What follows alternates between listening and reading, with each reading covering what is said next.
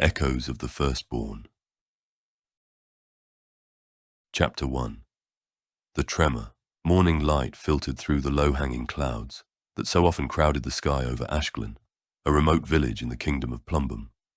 The village nestled in a shallow basin, surrounded by steep, craggy hills, each slope blanketed by patches of wild, grey-green foliage. A fine layer of dust coated the stone footpaths, threading between modest homes and communal storehouses. Wind currents carried the faint metallic tang that marked Plumbum territory. Some said it was the taste of lead lingering in the soil. At daybreak, most villagers busied themselves with chores essential to survival, tending fungus crops in subterranean greenhouses, patching up lead-braced rooftops, or simply foraging for wild roots. It was a land that demanded constant vigilance and endurance, shaping its people into hardy souls. But not everyone in Ashglen held the same stoic commitment to blunt practicality. 20-year-old Lyra, a gardener's apprentice, found her joy in coaxing life from the unyielding earth.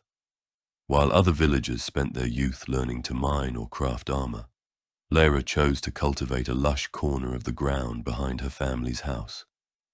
With a combination of skill and intuition, she nurtured a small haven of bright blossoms, vine-laden trellises, and hardy vegetables. Every sunrise, Lyra was there on her knees, feeling the soil beneath her palms, humming quietly and taking comfort in the promise that something beautiful could grow even in harsh conditions. Some villagers whispered that this habit was odd or even frivolous. Plumbum prided itself on survival, not splendor. Yet those same neighbors often found themselves peeking over the fence, marveling at the rare color and life that thrived under Lyra's watchful eye. That morning, as the first rays of sun cut through the haze, Lyra had just finished inspecting her newest seedlings, a variety of large-leafed herbs rumored to relieve fatigue when brewed in a tonic. She wore simple linen pants and a short-sleeved tunic, both spotted with patches of dirt. Her dark brown eyes glimmered with quiet satisfaction whenever she found a tiny bud emerging from the soil. Despite the grey undertone in the air, she felt at peace here, tucked away from the more rigid routines of Plumbum life. It was this sense of secluded solace that allowed her to forget, at least briefly, the pang of longing in her heart for something more, a life beyond Ashglen, beyond mere survival. Lyra stood in her makeshift greenhouse area, essentially a semicircle of lead-laced planks propped around the sturdiest vines. She gently misted the leaves of her seedlings with water. The morning dew had mostly evaporated by now, leaving a faint shimmer in the soft light. She admired how each plant seemed to reach toward the sun, as if urging itself to grow, no matter how unforgiving the land or the weather might be. The hush of the morning was only broken by the distant clanking of a blacksmith's hammer from across the village square. Occasionally, she heard the low murmur of her father speaking with the neighbor about reinforcing a storage shed. Her mother always teased her about living in her own little world, but Lyra found it comforting to be alone with her garden. Kneeling, she tested the texture of the soil between her fingers. It felt crumbly and rich enough to host new seeds she had collected a few weeks ago. There was a smell, too, a faint scent of growth and damp earth that always lifted her mood. She was so absorbed in the routine that she almost missed the sound of small footsteps approaching. A child, no more than 7 or 8, peeked from behind a slim fruit tree near the back fence. Lyra recognized him as Joran, one of the village's more curious youngsters. He often snuck around to see if she had any magic seeds that could produce sweets. Lyra smiled and waved him over. The boy stepped shyly onto a stone path, eyes wandering over bright flowers and ripening vegetables. "Morning, Joran. Looking for something?" she asked kindly. He hesitated, kicking up a small puff of dirt. "Just was hoping you'd have those sweet berries soon," he answered, voice hushed as if sharing a secret. Lyra chuckled, remembering how the boy's eyes lit up the last time she gave him a handful of freshly picked berries. "I'm trying a new breed," she said, pointing to a row of plants with glossy leaves. "They'll be ready in a few more days, if all goes well." "Thanks, Lyra," Joran exclaimed with a grin. Then, as children so often do, he dashed off, disappearing behind a row of sunflowers. Lyra returned to her chores, feeling warmed by the brief conversation. Yet the slightest pang of guilt tugged at her. Part of her wanted to keep living in this gentle routine, never stepping into trouble, never facing conflict. But a deeper part, one she rarely acknowledged, longed to know what lay beyond these battered hills. She wondered if she could ever gather enough courage to leave. No sooner had that thought formed than a subtle shift occurred in the air. It was so slight, it could have been the wind, yet something about it felt wrong. The leaves of her plants trembled, though no breeze brushed her skin. A faint rumble followed, distant at first, then more pronounced, as if the very ground was trying to speak. Lyra froze, hand still on the watering can. She glanced at the soil around her ankles and saw fine dust dancing upward, disturbed by a subtle vibration. An uneasy realization settled over her. A tremor. Minor quakes weren't unknown in Plumbum, where the shifting geology often tested the villagers' grit. But the last significant one had struck years ago, and that memory still haunted the older generation, who would whisper about collapsed mines and missing friends. A sharp crack sounded behind her. She spun around to see a large apple tree, one she had pruned just yesterday, groaning ominously. Its thick trunk quivered, and the branches overhead rustled like frightened birds. For a split second she held her breath, hoping it might stabilize. Instead, the trunk split at a weak seam near its base. That was when she saw Joran. He had climbed the tree to watch the view from above, probably moments after their little chat. Now the child clung to a swaying branch, face white with terror. Lyra's heart lurched. She dropped the watering can, feet crunching over the gravel path as she sprinted forward. The tremor grew stronger, buckling the earth in uneven waves. Nearby pots toppled, a clay jug shattered.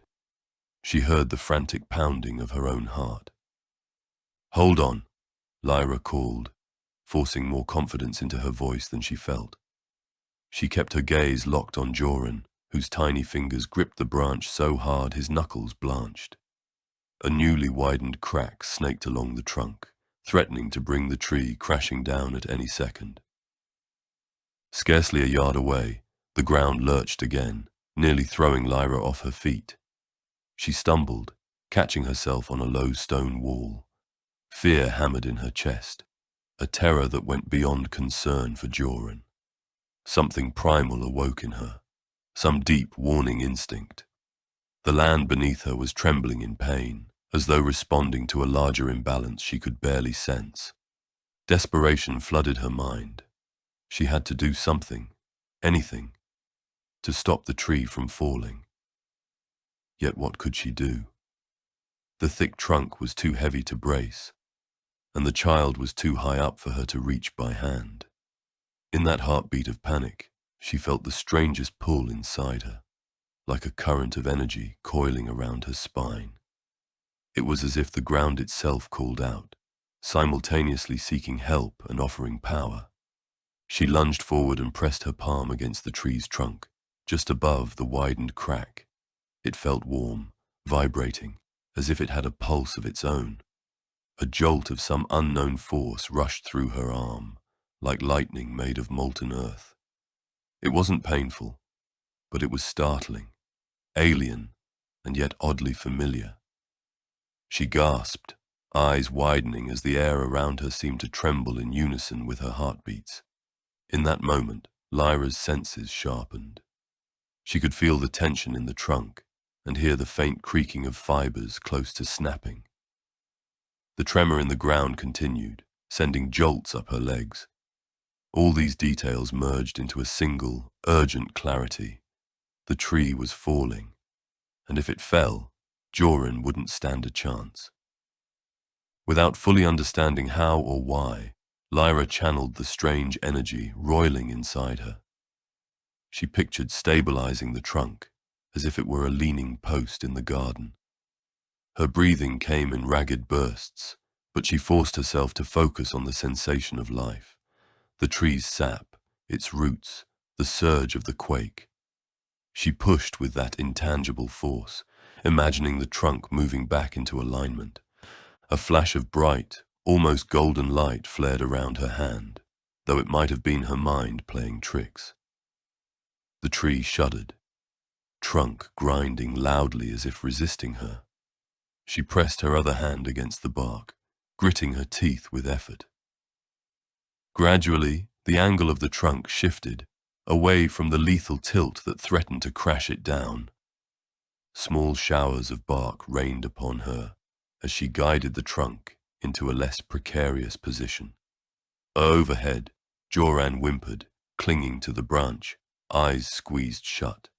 She felt a swirl of sensations, a swirling hum in her ears, a burning tension in her muscles, and a surge of heat in her core that defied explanation. For a moment, time seemed to slow, as though the tremor in all the world paused to see if she would succeed.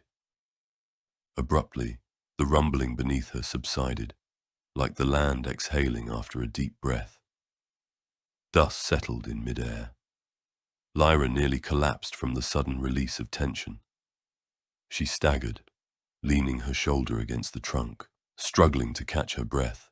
Her vision blurred at the edges, and she had a dizzying sense that she had overstepped a boundary, tapped into something forbidden. She forced herself to look up. The trunk, though split, was no longer threatening to tumble. She hadn't mended it completely. Her powers, if that's what they were, seemed far from refined, but it was stable enough for Joran to climb down. Joran, she croaked, voice shaky. Slide down now, carefully. The boy looked down, eyes wide with fear and confusion. Perhaps he sensed what she had done, or maybe he was just terrified of falling. Slowly, trembling from head to toe, Joran clambered down the trunk, until Lyra was able to grab him under the arms and pull him into a protective hug. His heart pounded against her chest, mirroring the erratic thumping of her own. It's okay, she whispered, though her voice quivered. She had no idea if it truly was okay. She was as shocked as he was. You're safe now. The boy buried his face in her tunic, small hands clutching at the fabric like a lifeline. Lyra rocked him gently, ignoring the cuts on her palms where bark had scraped her. The quake had stopped for the moment, leaving a hush in its wake that felt somehow more ominous than before. Eventually, Joran's shallow sobs subsided, and he peeled himself away to look at her. His expression was a storm of gratitude, awe, and something else. Fear, perhaps. Lyra, how did you... He didn't finish. Even the curious mind of a child couldn't fully articulate what he'd witnessed. She placed a trembling finger to her lips and shook her head. I don't know, she managed. There was a swirl of dread in her gut, a conviction that she should keep this event to herself. Plumbum was not a kingdom of magic or grand illusions. It was a realm of stoic determination, reliant on raw endurance. Unexplainable abilities and powers reminiscent of old legends were not welcomed lightly. Rumors carried weight here, and weight could crush a person. Joran nodded silently, then cast a last glance at the stable but wounded tree. He murmured a soft, "Thank you," then darted off in the direction of his parents' home, his small footsteps scuffing a trail through the dust. The moment he was gone, Lyra sank onto a low wooden bench near a row of wilting lettuce, legs trembling. She pressed a hand to her forehead, drawing in a slow breath.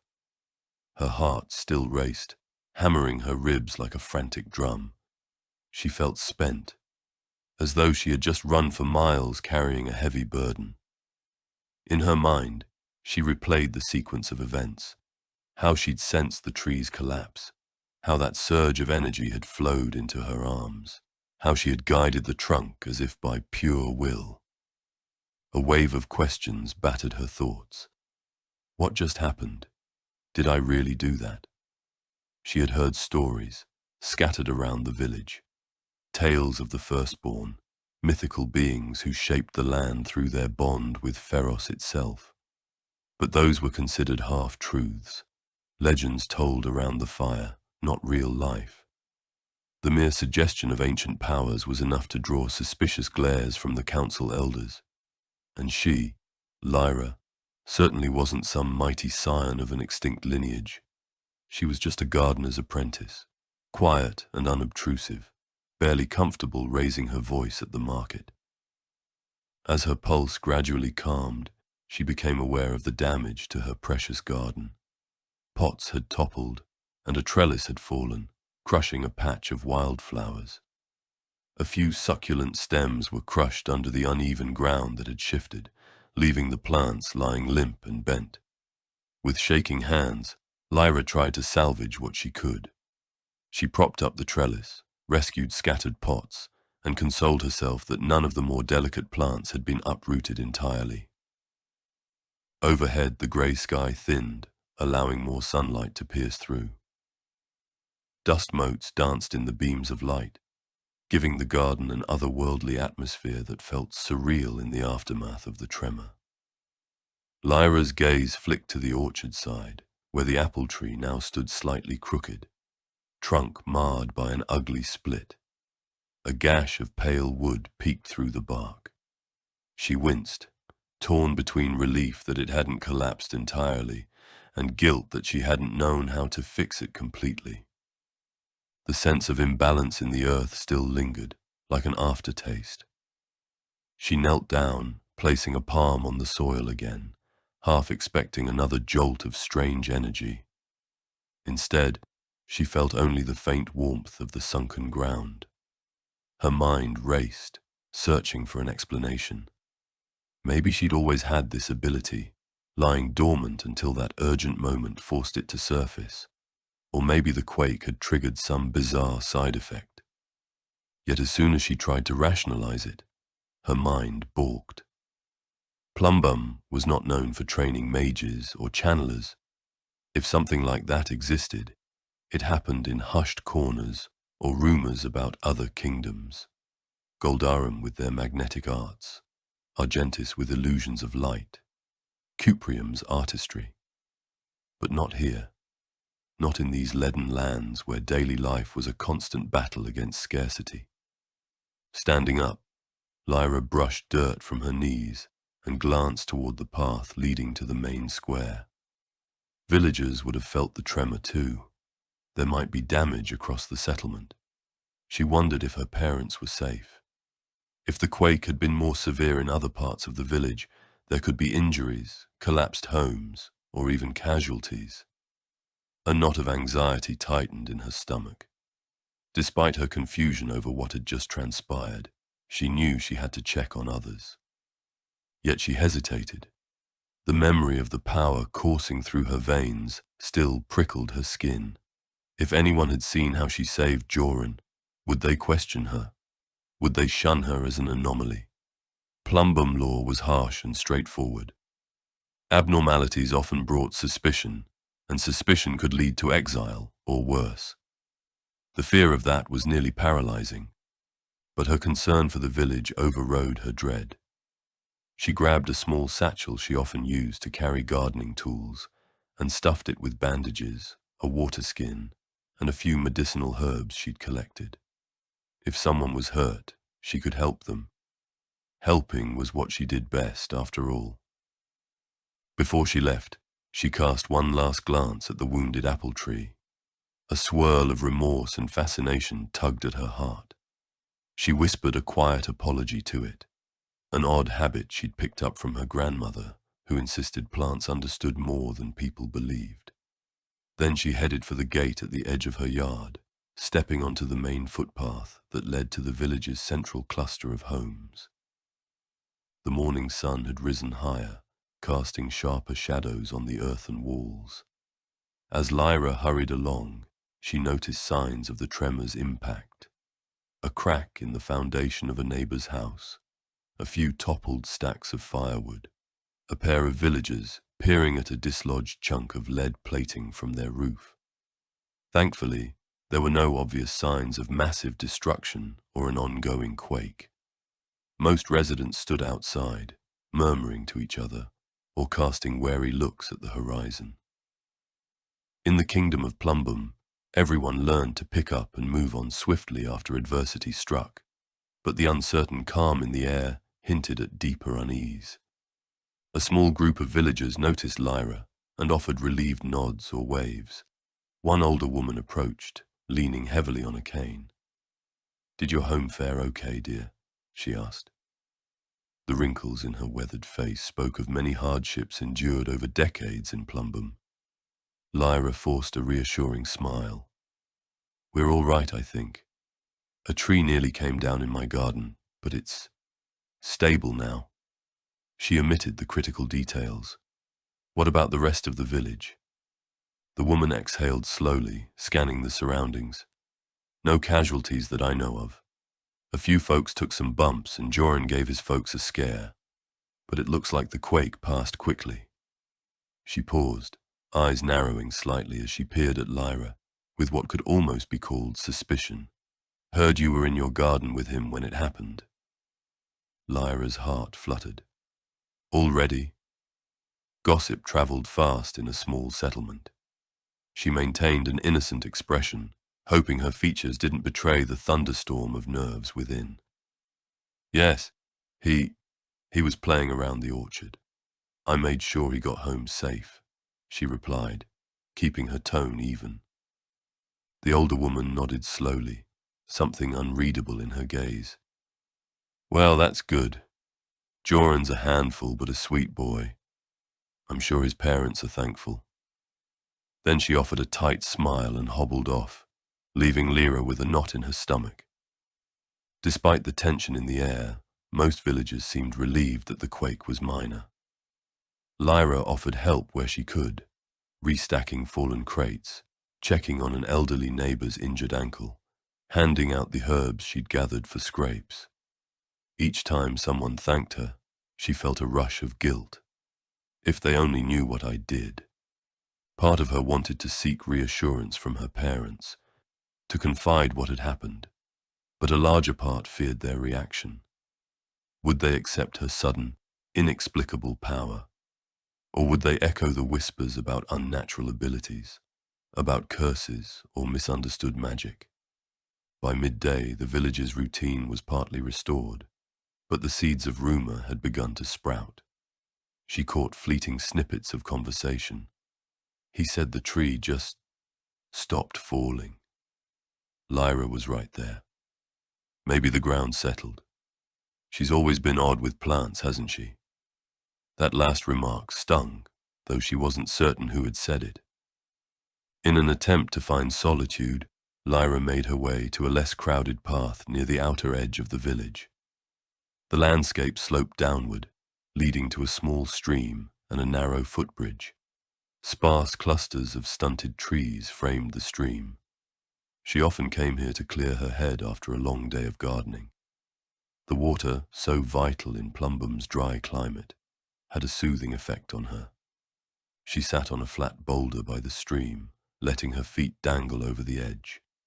The breeze carried the faint smell of damp leaves, and the rush of water over stones lulled her senses. Yet the memory of that power, of the tree halting in mid-collapse, refused to let her find true rest. A swirl of questions gnawed at her. Why me? Where did it come from? Is this dangerous? Time slipped by, as Lyra stared at her reflection in the rippling stream. She barely recognized the guarded, worried look in her own eyes. The day had started with the simple intention of nurturing her garden and, if lucky, brightening one child's morning with a few sweet berries. Now, It felt as if she stood on the threshold of a very different reality, one in which she possessed an ability neither understood nor welcomed in her homeland. Her mind drifted to old tales, whispered references to the Firstborn who had shaped the land, forging alliances between nature and mortals. Most dismissed such stories as relics of a bygone era, yet she couldn't deny that her experience pointed to something deeper. Perhaps those legends held fragments of truth, and perhaps the power they described had not vanished entirely from Pharos. The sound of distant voices startled her out of her thoughts. A pair of fellow villagers wandered by, exchanging murmured concerns about potential aftershocks. She worried they might ask her more about the morning's incident, but they only gave a polite wave and continued on. Relief mingled with a new pang of isolation. She hated lying or hiding. But for now she saw no other choice. Gathering what resolve she could, Lyra stood and dusted off her trousers. She realized that avoiding everyone, or pretending nothing had happened, wouldn't solve anything. If the quake was truly a sign of deeper unrest in Pharos, and if her strange power played a part in it, staying silent might do more harm than good. But what could she do when she didn't even know the extent or nature of her abilities? A faint stirring in the air made her glance at the horizon, where ragged grey clouds drifted lazily. She had an unsettling feeling that the morning's tremor was only the beginning. If the earth had truly awakened to something new, the consequences could ripple across her entire life, and possibly across Plumbum itself. Clutching her satchel to her side, Lyra turned back toward the village. She knew she'd have to keep her head down, at least for now. Rumors were already stirring, and the last thing she wanted was more scrutiny. She told herself she would figure this out, carefully, quietly, on her own terms. Yet as she walked the winding path back to Ashglen's center, she couldn't shake the uneasy certainty that hiding her power wouldn't be an easy task. The land itself had called out to her, and from now on, it might not let her ignore that call. Shadows seemed to gather at the edge of her vision, a subtle omen that her once simple life was about to become far more complicated. She only hoped she was ready for what lay ahead. By the time Lyra reached the heart of Ashglen, the sun had climbed nearly to its midday peak. Over the lead-reinforced rooftops, the sky wore a pale, washed-out blue. The tremor from earlier that morning still lingered in every hushed conversation that drifted through the village. Where villagers typically kept to themselves, off in workshops or small clusters around their daily labors, now many had gathered in the open square, trading anxious glances. A handful stood near a makeshift message board, a tall wooden post, affixed with dented metal rings, from which notices or proclamations occasionally hung. It was rare to see so many people at once outside the monthly markets or communal announcements. Lyra paused at the edge of the square. She gripped the strap of her canvas satchel, reminding herself why she'd come. After the quake, she wanted to see if anyone needed help. Plumbum was a kingdom forged in hardship, where neighbors typically pitched in together for survival. Yet she felt uneasy about stepping into the crowd. A swirl of guilt and fear still coiled in her stomach, recalling how she had used a strange power in her garden, something that might be beyond natural explanation. She scanned the milling groups of villagers. A few were visibly upset. One man held his bandaged elbow and winced as he shifted his weight. A woman leaned against a broken cart axle, muttering about the cost of repairs.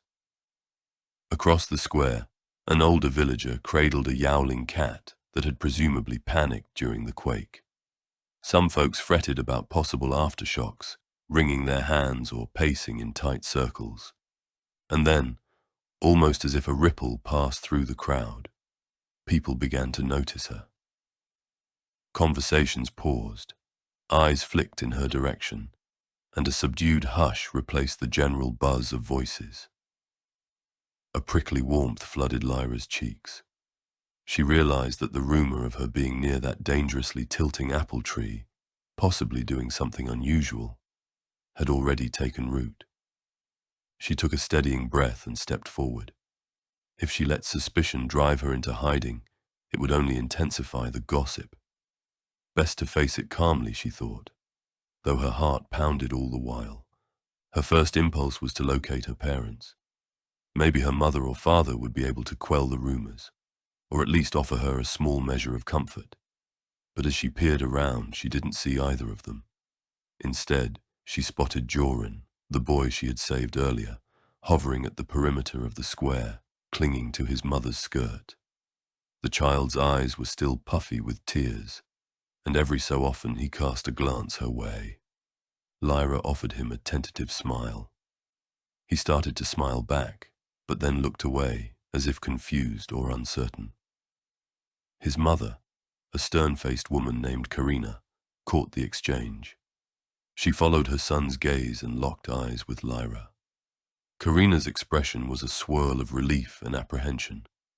Lyra could almost see the questions forming behind that guarded stare. How did you stop the tree from falling? Was it just luck, or something else? A knot of villagers parted to reveal old Elder Reivers, perched on a wooden stool near the message board. Though Ashglen had no formal monarchy or grand council, the village deferred to Reivers as a guide in times of crisis. Tall and spare, with iron-grey hair cropped close to his scalp, Reivers exuded a calm seriousness. He wore the practical attire common in Plumbum: heavy boots, a reinforced leather vest, and gloves fitted with strips of lead to protect his hands while working. Reivers cleared his throat, projecting a voice stronger than one might expect from his slender frame. "People of Ashglen," he began, "we've all felt the earth's unrest. Now we must tally the damage and ensure we're prepared if more tremors come." A few villagers moved closer. Reivers gestured for them to form a semicircle. Lyra, unsure of where to stand, ended up on the far side, separated from the thickest knot of onlookers. She could feel their gazes flicker in her direction. "That quake, though brief, was stronger than many we've had in recent years," continued Reivers.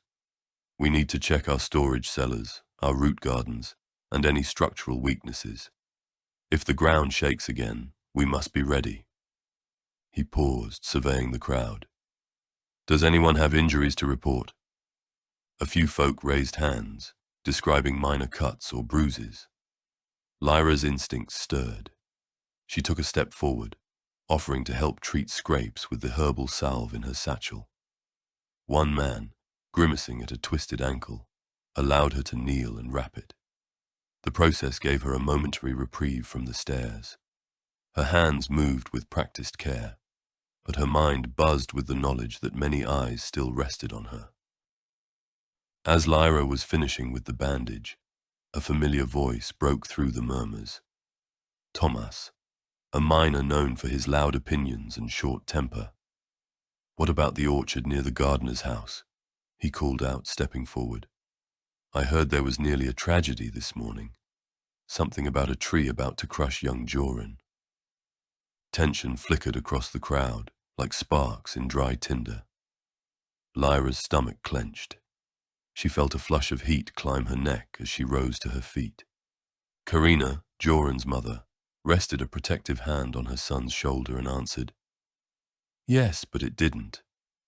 Her voice trembled slightly, betraying relief and uncertainty. "He's safe. That's what matters." Thomas angled his head toward Lyra. "Don't mean to stir trouble, but I heard the quake made that tree all but snap in two. Then next moment it was upright again, like someone had set it back in place." A wave of whispers followed. Lyra's heart pounded so fiercely she was certain everyone could hear it. She scanned the crowd for an ally, someone who might redirect the conversation.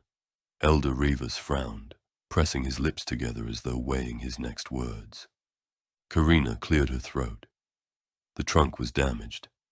Might need to be cut down, actually. But yes, it stopped falling. We don't know how. She said this last part carefully, glancing from Joran to Lyra. Maybe the ground shifted back, or maybe it was luck. Lyra forced herself to speak. It happened very fast, she managed, keeping her voice steady with effort. I was watering the garden. Then the quake hit, and I saw Joran in the tree.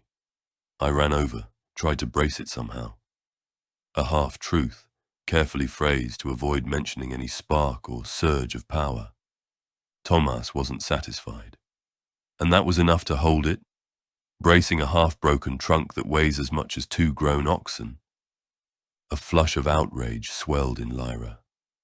She bit down on her lip, swallowing an urge to retort. In truth, she didn't know how it had been enough. She had no idea what she'd done, or why. But being interrogated in the open square, with so many watchers, felt like an assault on her very right to exist peacefully. Elder Rivas broke the tense silence. Regardless of how it happened, he said, lifting a hand to quiet Thomas's questions. The boy is safe. Let's not get lost in rumors. What we need now is to focus on securing our homes and preparing for the possibility of another tremor.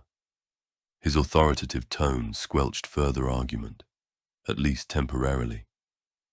Thomas pressed his lips together, then nodded curtly, but not before throwing Lyra a lingering look that promised the matter wasn't over. Tension hung in the air like a storm cloud ready to burst. Rivas, sensing the unease, used his makeshift platform by the message post to give instructions for quake preparedness. Groups were assigned to check the village's protective barriers and repair cracks in lead-reinforced walls. Another group was sent to examine the communal storage cellars for structural damage. Volunteers gathered tools, hammers, spare planks, lead brackets, to secure the roof of an older house that had partially caved. Lyra attempted to blend into the background, helping with first aid as needed. The anxious stares didn't fade, but at least had new distractions to latch onto: hammering boards, clearing debris, or comforting younger children. Even in the swirl of activity, she felt eyes on her constantly, as though she were a puzzle no one quite knew how to solve. A quiet, hesitant voice startled her from behind. "Lyra, hey." Turning, she found Rosen, a friend from her childhood, whose family ran the local orchard. They had lost touch over the years, drifting into different routines, but their bond was still friendly enough for the occasional chat. Rosine fiddled with the collar of his worn tunic. "I wanted to say, I'm glad you're okay, and that you saved Joran. You did save him, right?" Lyra nodded, throat dry. "I couldn't just let him fall." "Well," Rosin lowered his gaze, "my father told me once about stories, old legends, that in times of great need, some folks can do, well, unexpected things. Not necessarily bad, but unusual." She studied him carefully, trying to discern if he was hinting at condemnation or curiosity. His posture suggested he was more awed than accusatory. "I don't think anything supernatural happened," she lied stiffly. "The quake probably shifted the ground in just the right way to keep the trunk from splitting more. I was just there at the right moment." Rosin offered a small, uncertain smile. "Maybe. Still, what you did was brave. This place can be so suspicious. If you need a friend, let me know." Touched by the offer, Lyra managed to smile back. "Thank you, Rosin. I appreciate that." She felt the tension in her chest ease a fraction. Not everyone, it seemed, was ready to condemn her outright. She spent the next hour checking on scattered injuries and rummaging through her herbal supplies whenever someone asked for a salve or a cloth bandage. The steady busyness allowed her to slip from one conversation to the next without lingering too long in any single spot. an unintended but welcome strategy for avoiding pointed questions. As midday wore on, new waves of speculation rippled through the villages about whether the quake was an isolated incident or a harbinger of something more ominous. A few insisted they'd noticed more cracks in the hillside outside the village. Others whispered about hearing subterranean groans, possibly from old mining tunnels. Someone claimed that in the orchard soil there was a faint metallic sheen no one had seen before, leading to anxious talk of polluted ground or poison in the water. Leaning against a half-broken fence, Lyra overheard a snatch of conversation between Varian, a travelling tinker who'd been stranded in Ashglen by the quake, and Emin, an elderly seamstress. They stood a few paces away, apparently unaware of Lyra's presence. Emily's tone wavered with fear.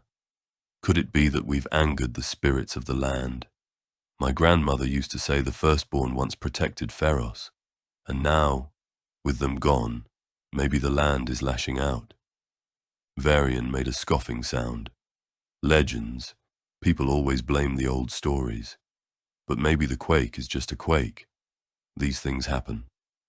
He hesitated, then added in a softer voice. Still, it's strange how certain folks can escape harm under suspicious circumstances. A chill crawled down Lyra's spine. Certain folks.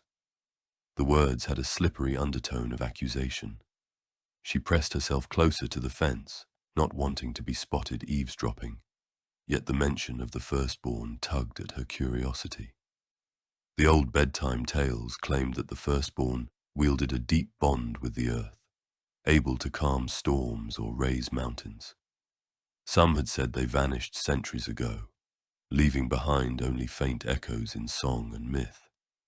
Her mother once told her those stories were moral lessons, cautionary tales about hubris or the power of nature. Never did Lyra imagine she'd be part of the rumor that someone might see her as connected to them in any way. The notion felt absurd, terrifying even, yet she couldn't deny a certain resonance with what had happened in her garden. She exhaled, forcing herself to move on before Varian or Emine noticed her. If they found her lurking, it might only reinforce the sense that she had something to hide. Needing a moment to clear her head, Lyra slipped into the shade of the large oak that dominated one corner of the square. Plumbum structures were typically utilitarian, heavy planks and lead plating, but this tree remained as a sort of community emblem, one of the few not used for lumber. Beneath its sprawling branches, several wooden benches encircled a modest statue carved decades ago. Some said it represented the founder of Ashglen. Others believed it was simply a stylized figure meant to ward off misfortune. She settled onto one of the benches, letting the relative quiet soothe her nerves. The sunlight sifted through the leaves above, creating patches of gold on the dusty ground. The clamour of the square still hummed behind her, but here the noise felt more like a gentle backdrop. Lyra's thoughts inevitably drifted to that moment in the garden. The strange jolt of power, the sudden clarity about how to steady the apple tree. She tried to recall the precise sensation, like a swirl of molten light through her veins, and wondered if it was a one-time fluke. A deeper part of her suspected it might not be. The memory carried both dread and a disquieting tinge of exhilaration. "I thought I might find you here," came a soft voice, startling her. She looked up to see Elder Revus approaching, staff in hand. He had traded his stool by the notice post for a quiet stroll beneath the oak's shade. Lyra swallowed hard as he settled next to her, his knees cracking audibly. She expected a stern lecture or searching questions. Instead, he let the silence linger for a moment, gazing toward the statue. "I remember when they planted this tree," Rivas said mildly. "I was a boy then, no older than Joran. Everyone thought it wouldn't survive. The soil seemed too harsh. But it did somehow. He offered a thin smile, then turned his attention to her. How are you holding up? She chose her words carefully. A little uneasy. The quake. It caught everyone off guard. Revis nodded. Indeed it did. I suspect you've heard the rumors swirling around about the orchard this morning. Lyra looked at the ground. Yes. I won't pry into details, he said, surprising her. But let me say this. Sometimes when people are frightened, they seek easy explanations, miracles or scapegoats. He rested his weathered hands on the head of his staff. You have a kind heart, Lyra. I've seen it in the way you tend plants, the way you treat neighbors. Don't let suspicion strip you of who you are. A lump caught in her throat. Thank you, Elder Revis, she managed. I just want what's best for the village. He inclined his head. Then keep doing that. If your presence unsettles some, it might be because they sense something in you. Strength, maybe, or something else. He gave her a long, measuring look. Should you ever need a listening ear, my door is open. The conversation felt laden with subtext. Lyra forced a nod of gratitude, words failing her. Revis patted her arm gently before pushing himself upright with a soft grunt. Then he walked back toward the knot of villagers, leaving her with the distinct impression that he suspected more than he was letting on, yet chose to give her the benefit of the doubt. After Revis departed, Lyra found it even harder to calm her churning thoughts. She could feel the tension in the square gradually dissipating as villagers busied themselves, but it remained palpable around her, like a localized storm cloud. Even the children racing around to play some game paused near her, uncertain if they should draw close.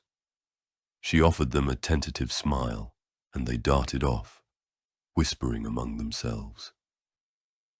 In the distance, a clang of hammers sounded where volunteers repaired a cracked rooftop. The rhythmic banging echoed her own pounding heart. She decided that perhaps the best way to quell her own worries and dispel any lingering stares was to help with tangible tasks. Rolling her shoulders, she rose from the bench and crossed to where a small group worked beside a sagging structure near the far edge of the square. Gareth, a broad-shouldered man with soot-streaked cheeks, was struggling to haul a long wooden beam into place. Lyra offered assistance, and together they managed to prop the beam under a damaged rafters junction. Another villager hurried over with lead brackets and iron nails, complaining about how the quake had jarred some support posts loose. The more Lyra busied her hands with the labor, the less time she spent fretting about the watchful eyes. She even found brief moments of banter. Gareth gave her an appreciative nod. You've got good instincts with building too, it seems. Lyra shrugged modestly. Gardening can teach you about structure, trellises, bracing vines. Similar principles, I guess. A few others joined in, and for a fleeting while, she felt almost normal again. Just another villager pitching in to fix quake damage. They hammered nails, measured planks, and replaced a broken roof tile. She caught glimpses of Karina leading Joran away, presumably to rest, and offered them a small wave. Karina returned it with a tight-lipped smile, still uncertain but clearly grateful. Eventually, the flurry of repairs and reorganizing started to ebb. Hunger prodded the villagers toward their homes. Midday chores beckoned. Even the traveling tinker, Varian, was drawn aside by a cluster of men looking to have their metal tools inspected for quake-related damage. Conversations in the square thinned out as people wandered off in pairs or small groups. Lyra found herself standing near the center of the square again. The post with its rusted metal rings stood sentinel, bearing a single fresh notice scrawled in charcoal about the quake's repairs. An official reminder from Revis for villagers to remain vigilant. The hush that followed the crowd's dispersal felt heavier than the earlier commotion. She debated heading home. Her parents would no doubt be curious about her involvement in the orchard incident. With the entire village abuzz, they had to have heard something. Yet she dreaded that conversation, afraid of the alarm it might spark in them. She imagined her mother's furrowed brow, her father's stern expression, the anxious hush as they asked her to recount every detail. Nevertheless, she turned her steps in that direction. The path through the square still carried the echo of uncertain glances, as though the ground itself remembered how she had stood at the edge of tragedy that morning. What if others question me more forcefully, she wondered. What if they demand to see that power again, or label me a threat? A lone figure stepped into her path, blocking her exit. It was Thomas, the miner who had raised suspicions earlier. In the midday light, the harsh lines of his face looked even more pronounced. He folded his arms across his barrel chest and regarded her with narrowed eyes. "You heading off so soon?" Lyra swallowed. I need to check on my family," she replied, hoping her tone sounded polite rather than timid. Thomas lingered, silent for a beat, then grunted. "I suppose that's fair. We've all got loved ones to look after." His voice dripped with implication, as though questioning whether she was truly concerned or had something to hide. She waited, unsure if he would harass her further. After a tense moment, he sidestepped, allowing her to pass. "If you recall anything else about that orchard event," he said, "be sure to let Reavers know. Folks here deserve the truth."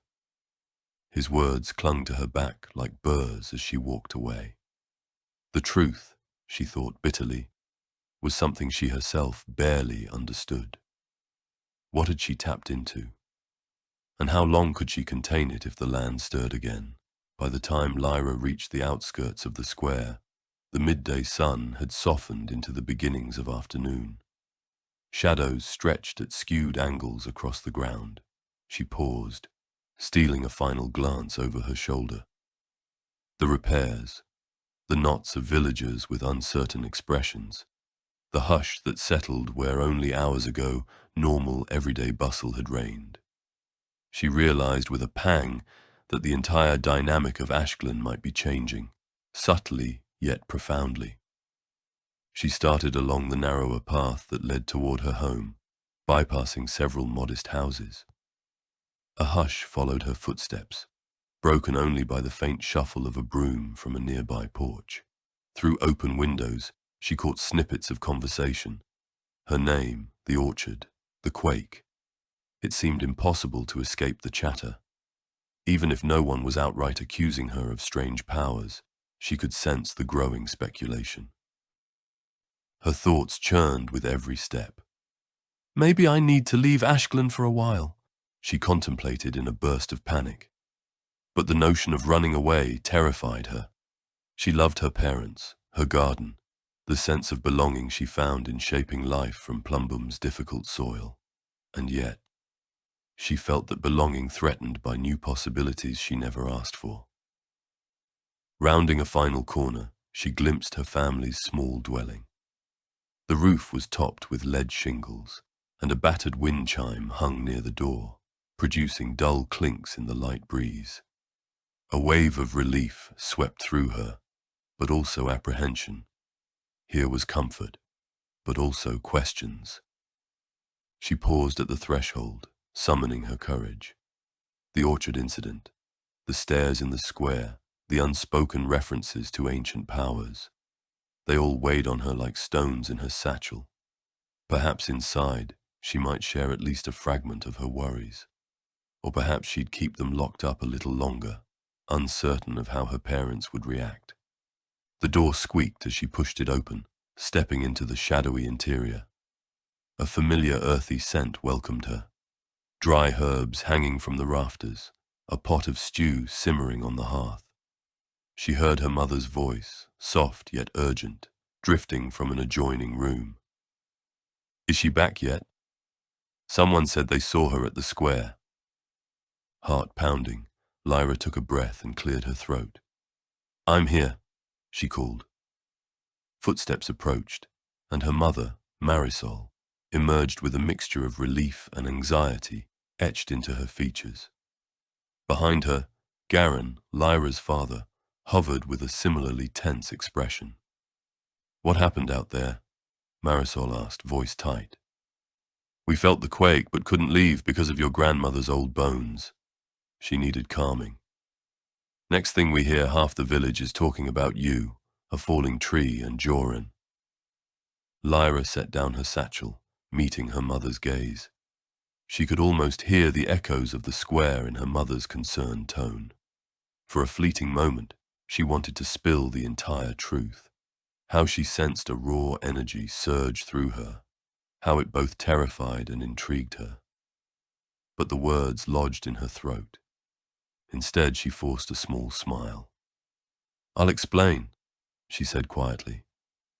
"But first, let me just say, I'm okay, and Joran's okay. Everything's complicated."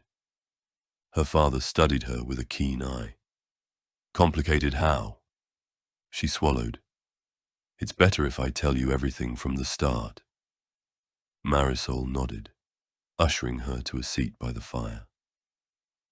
Garen closed the door firmly, shutting out the outside world for the moment. Lyra realized she had run out of places to hide.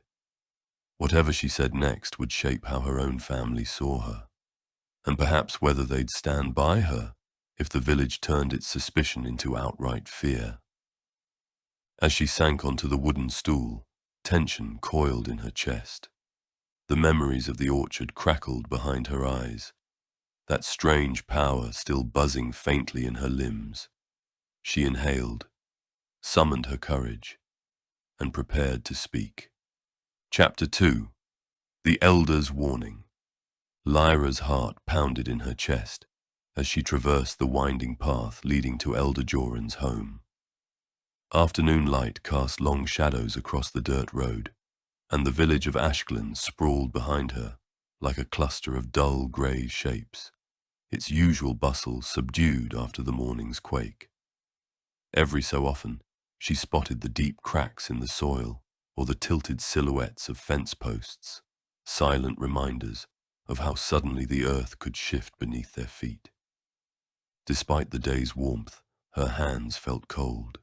Elder Joran was a figure both respected and mysterious in Ashglen, known to offer guidance when official channels or ordinary wisdom fell short. Before this day, Lyra had seldom spoken to him beyond polite greetings, occasionally glimpsing him at village gatherings. Yet here she was, summoned by a quiet messenger who had whispered that the elder wanted to see her. The timing was too perfect to be coincidence. Only that morning, she had used a strange power to save young Joran, the child who happened to share the elder's name, from a collapsing tree. Whispers of the event now lingered in every corner of Ashglen. Rumours spread quickly, and some rumour must have reached Elder Joran's ears. As she followed a curve in the path, she caught sight of the cottage perched at the edge of the village.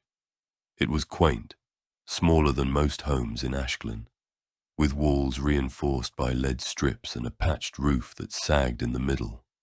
Overgrown vines clung to its sides.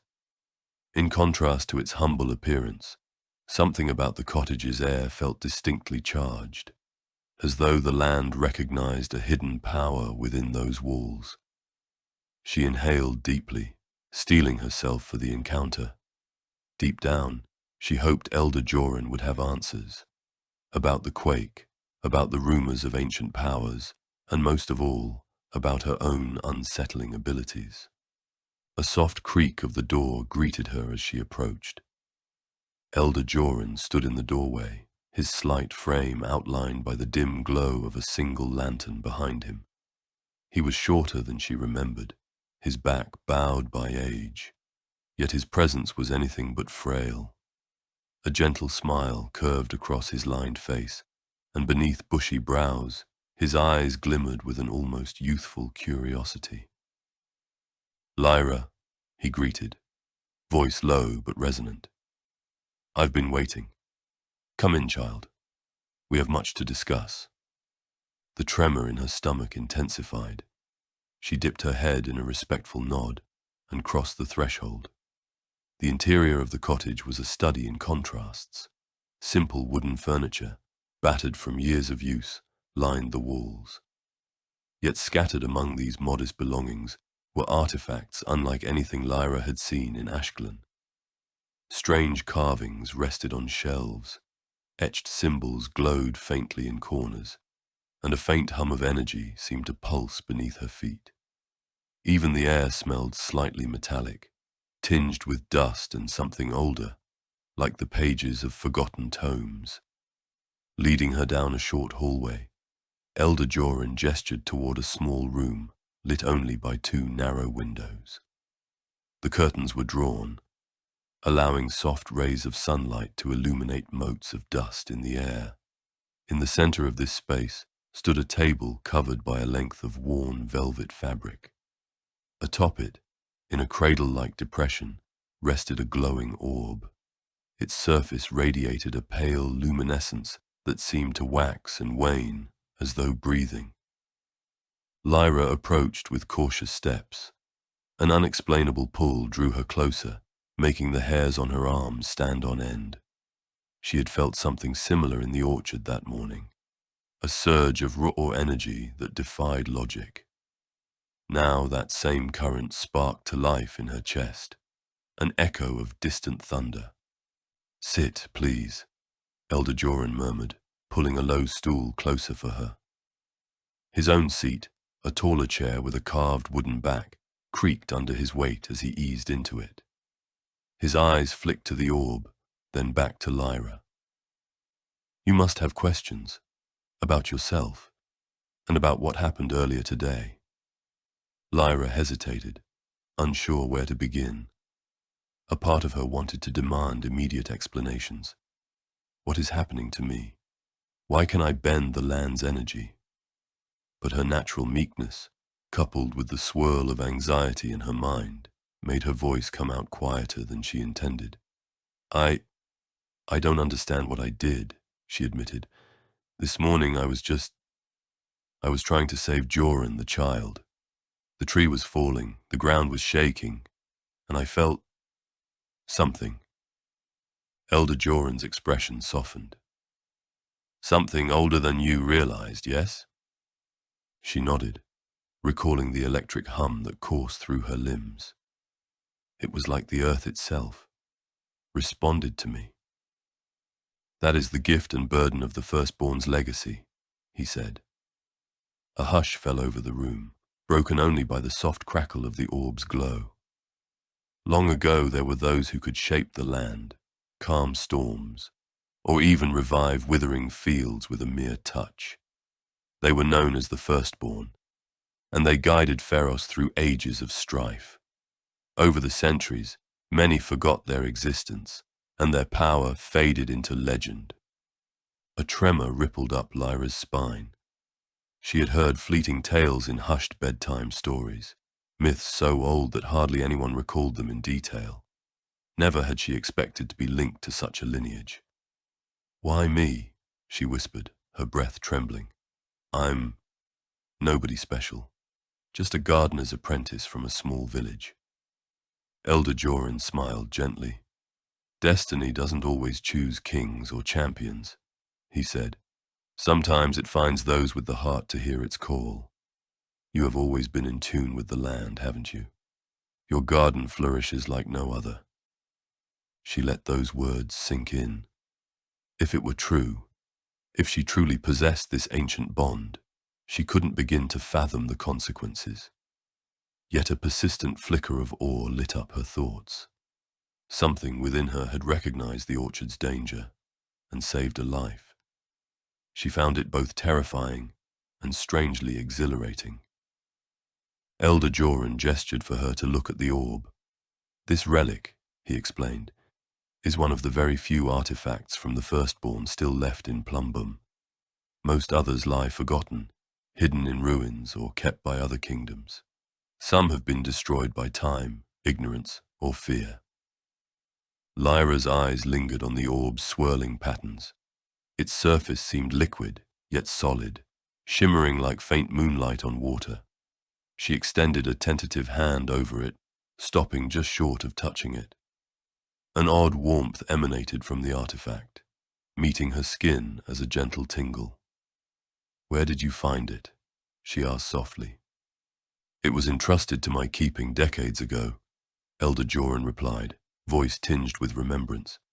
"A traveler from beyond our borders sensed something in me, some readiness to protect it. Since then, I've safeguarded it, waiting for the day it might resonate again." The Firstborn's relics remain silent for most, but for those who carry the blood, the bond awakens.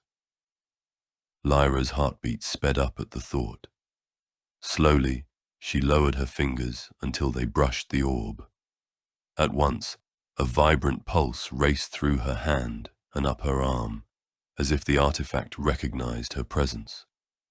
The glow intensified, brightening the dim room with dancing tendrils of light. She gasped, jerked her hand back, and stared in shock as the orb continued to pulse, mirroring the thunderous rhythm of her own heart. Elder Joran's eyes glistened with awe. "It's been dormant for so long," he murmured, "yet it responds to you as if it's found its rightful keeper." Lyra forced her breath to steady. The orb's glow revealed swirling shapes on the walls, fractals and curving lines that looked almost like living calligraphy.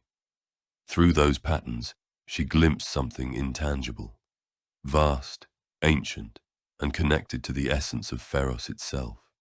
A swirl of joy and dread tangled in her chest. "I never asked for this." Elder Joran pointed to a long, curved rod stored upright in one corner, a staff etched with geometric symbols. Many old texts speak of a prophecy, though the details differ across the kingdoms. Each version points to a time when Pharos stands at a tipping point. Environmental imbalance, brewing conflicts. In that time of crisis, one who bears the Firstborn's mark may restore harmony, or plunge our land into even deeper strife if they misuse their gift. Lyra listened, her pulse resuming its erratic beat. She recalled the tremors that morning, the newly formed cracks in the hills, the hushed fear among Ashglen's people. "You think the quake is a sign of this imbalance?" He nodded gravely. "Possibly. Our kingdom's stability is precarious. Plumbum's land is harsh enough in normal times, but if the deeper energies shift, we could face new disasters. Crops might fail, storms could intensify, and social order, fragile as it is, may crumble under the strain. The entire realm of Pharos could be at risk." His words made her chest tighten. She envisioned the orchard, Joran's frightened face, the stares of the villagers in the square. And now an even grander stage loomed. Entire kingdoms, ancient alliances, and her own uncertain role in it all. "I'm no hero," she said again, voice nearly breaking. "I don't know how to handle these powers, or how to fix the land." A ghost of a smile softened Elder Joran's expression. The Firstborn were not gods. They learned through trial, error, and unity. Your path will be similar, if you choose it. He paused, reading her face. "But be warned. If you do nothing, the chain of events may unfold in ways no one can predict or control." Tears pricked at Lyra's eyes, a mix of fear and frustration. She wanted to protest that this was all too sudden, too heavy a responsibility. Yet some quiet place inside her acknowledged a truth. She had always felt different, as though the land's heartbeat resonated with her own. Now that sense of difference had a name, a legacy, and it beckoned her to a path she could no longer ignore. Silence draped over the small room. The orb's glow receded to a soft glimmer, as if it too was waiting for Lyra's next move. She felt as though she was standing on a precipice, peering into a chasm of unknown depth. Any step forward might plunge her into trials she wasn't prepared for. "Is there anyone else like me?" she finally asked, voice hushed, someone who inherited this connection to the Firstborn. Elder Joran pursed his lips. I cannot say for certain. Over the centuries, few have displayed any sign of such abilities. Occasionally, a rumor might surface. Someone in distant Cuprium or Goldarum rumored to quell storms or quell the raging magnetism of Pharos, but most fade into legend or vanish before confirmation.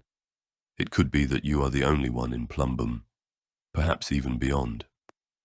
A shiver coursed through her. Despite the tight-knit nature of her village, she felt profoundly alone.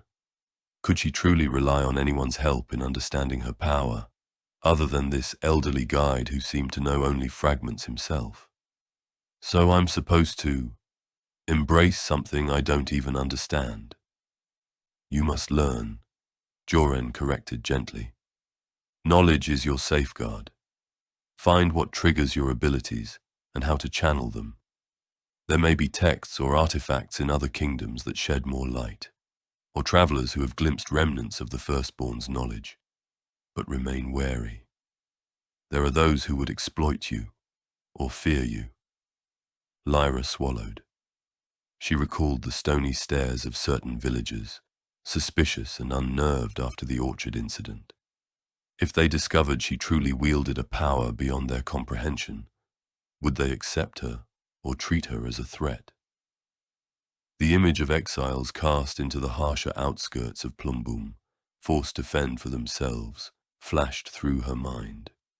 She could practically hear voices warning that unnatural abilities brought disaster.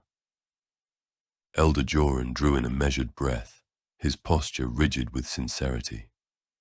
I did not bring you here only to frighten you.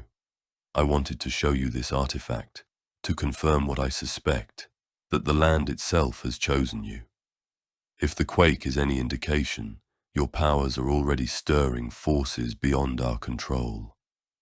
I want you to make an informed choice about your destiny. She rubbed her arms, as though the chill in the air had settled beneath her skin. Choice, she echoed. You make it sound like I can just walk away. A rueful smile curved his lips. You can. The question is, would the land allow you to remain in ignorance forever?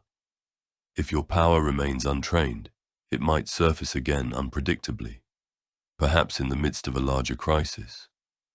Then your involvement would be forced, with far worse consequences. His words weighed heavily on her. Part of Lyra wished to retreat into her garden, burying herself in routines of planting and harvesting. Let the world revolve around her while she stayed small, unseen. Yet a memory rose unbidden. Her father once telling her that ignoring a crack in a dam never prevented the flood. If she truly had inherited the Firstborn's gift, ignoring it wouldn't make it disappear. Still, terror mingled with curiosity. Could she harness this gift to heal the land, to prevent further calamities like the quake? Or would she inadvertently sow more destruction? And what of the stories that the Firstborn were not universally beloved? That some turned their abilities to conquest or corruption? Could she trust her own moral compass to guide her? A creak in the floorboards outside the doorway made Lyra jump. For a split second she worried someone might be eavesdropping. But it was only the wind shifting a loose plank, reminding her that secrecy was tenuous at best in this humble cottage. She turned her attention back to Elder Joran, who studied her with an expression bordering on compassion. Some in Ashglen already whisper that you performed an unnatural feat, he said. When rumors like that spread, you must be prepared for curiosity and suspicion alike. People fear what they do not understand. And Plumbum's laws, though not as cruel as legends of Ferratus or other kingdoms, do not always show mercy for what they cannot explain. Her pulse quickened. She recalled the tense hush in the village square, the pointed stares from Tomas, and the awkward hush whenever someone mentioned the orchard. Could they banish me? She asked in a trembling whisper. Joran's gaze shifted toward the orb. In ancient times, the revelation of Firstborn lineage might have garnered reverence. But times have changed. If they believe your power endangers them, yes, they might seek to exile you, or worse. Fear is a potent motivator. The orb's gentle light seemed to flicker in agreement, as though echoing the elder's caution. Lyra's stomach churned. She thought of her parents, of leaving them behind, and panic rippled through her. She didn't want to lose everything she cherished. But if staying put meant constant suspicion, her life in Ashglen could become a prison of scrutiny. Trying to steady her breathing, Lyra glanced at the artifacts on nearby shelves. One of them was a small disc carved from a lustrous stone, etched with spiraling lines. Another resembled a broken amulet, half missing, but etched with a symbol that resembled twisted tree roots. "Are these also from the Firstborn?" she asked, attempting to ground herself in curiosity rather than dread. "Some might be," Joran said, rising from his seat. He ambled over to the shelf, running a weathered fingertip over the disc. "Others are simply relics from older generations. Over time, fact and myth blend, so we can't always discern what truly came from that age. But we keep them as reminders that Pharos was shaped by more than just iron and lead. Faith and power walked these lands once." He returned to his seat, staff in hand. "What I do know is that the Firstborn were not a monolith. Some championed life and harmony, while others used their gifts for conquest. Their imprint on Pharos was simultaneously wondrous and in some corners dark. If you carry their legacy, Lyra, you must be aware of both possibilities."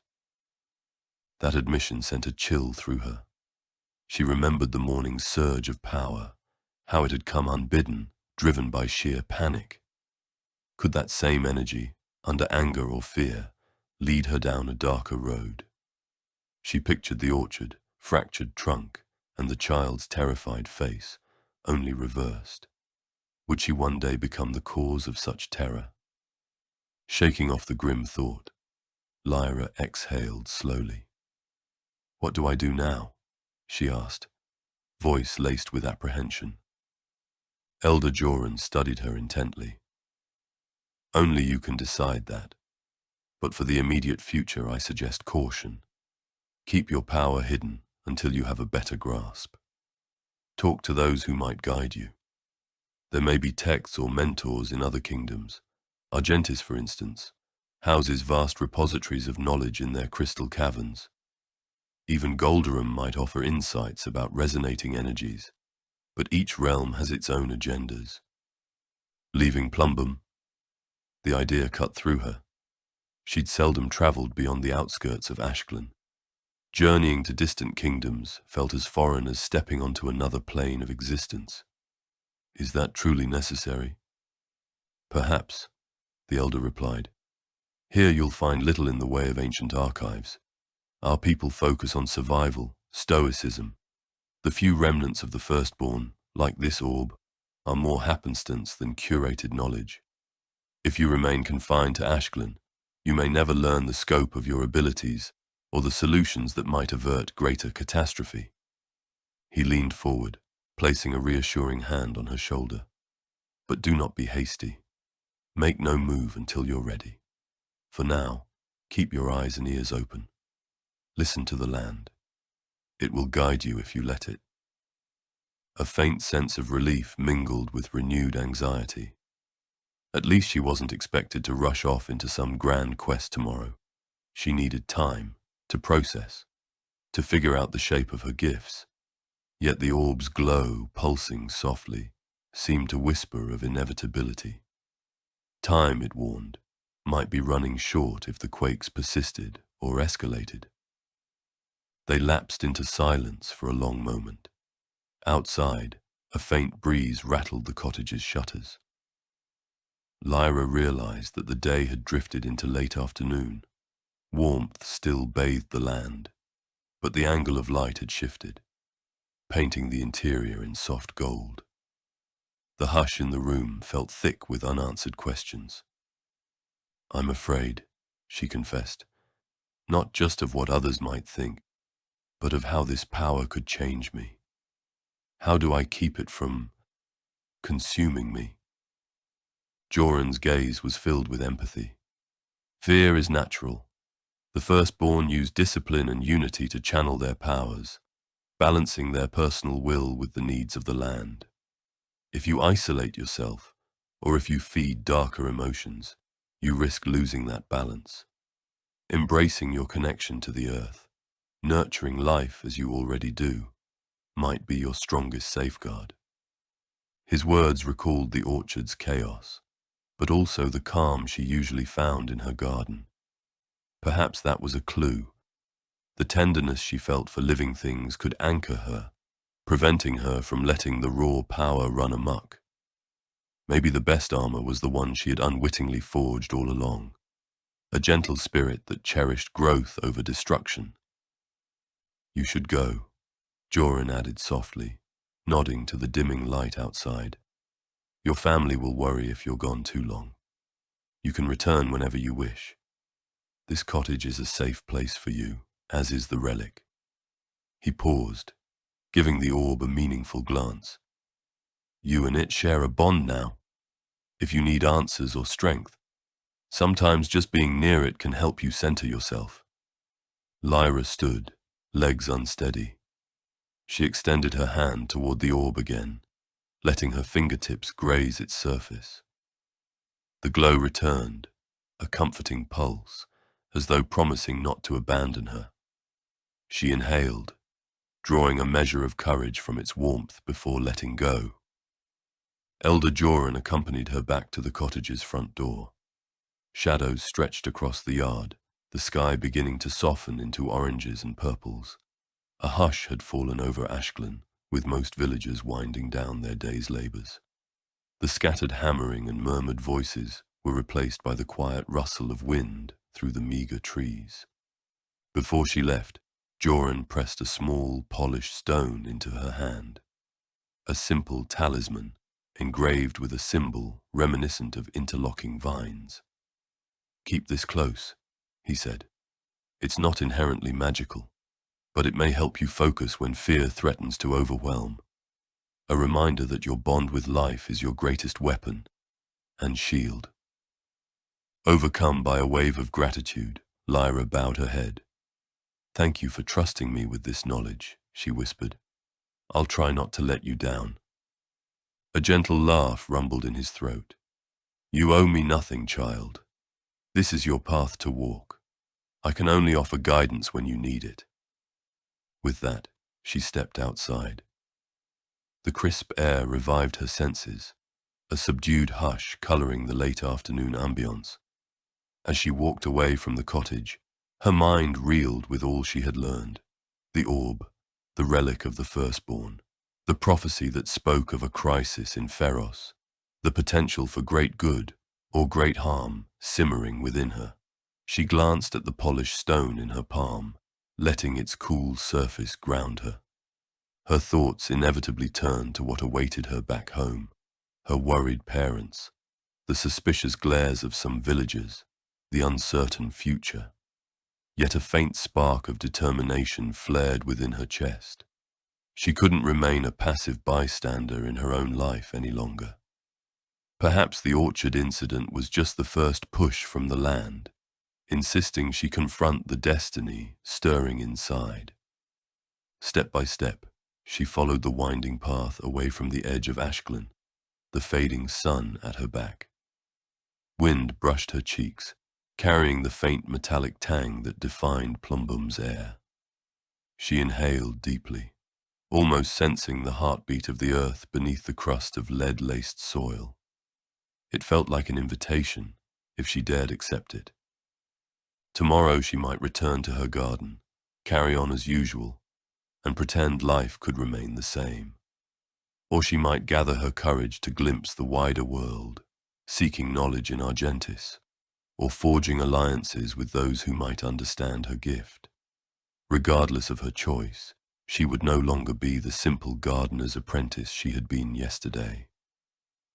A final glance over her shoulder revealed Elder Joran's silhouette, watching her from his doorway. He raised a hand in silent farewell.